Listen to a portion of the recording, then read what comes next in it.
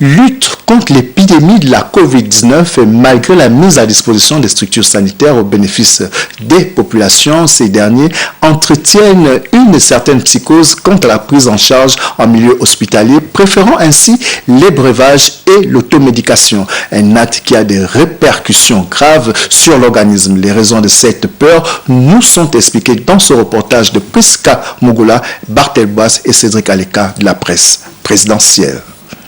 Si la campagne de sensibilisation contre le coronavirus menée par le gouvernement est bien accueillie par les populations, il n'en demeure pas moins que le milieu hospitalier, structure spécialisée dans le traitement de la COVID-19, connaît un désintérêt de la part de ces mêmes populations.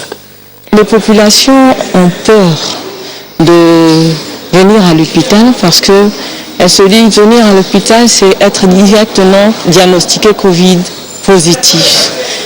Un désamour qui s'explique par plusieurs facteurs en cette période de crise sanitaire. En raison des mesures qui sont mises en place concernant la prise en charge, à savoir l'isolement, la quarantaine, sont difficilement soutenables par les populations. C'est ce qui fait en sorte qu'aujourd'hui, même lorsqu'elles ont des difficultés d'ordre sanitaire, elles préfèrent rester à la maison. Dans ce contexte particulier, nombreux sont ceux qui s'adonnent à l'automédication, une pratique dangereuse, fortement déconseillée par le corps médical. Prendre un médicament de façon,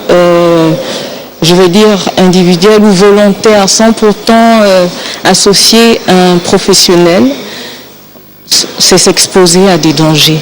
Au sein de l'hôpital, il y a des professionnels qualifiés, formés, qui connaissent les dosages, qui connaissent la prise des médicaments. Et au moins, au sein de l'hôpital, on bénéficie d'une surveillance. Suite à un taux élevé de contamination communautaire, le respect des gestes barrières est en vigueur dans les hôpitaux. Ces organismes restent les seuls habilités à offrir des soins de qualité.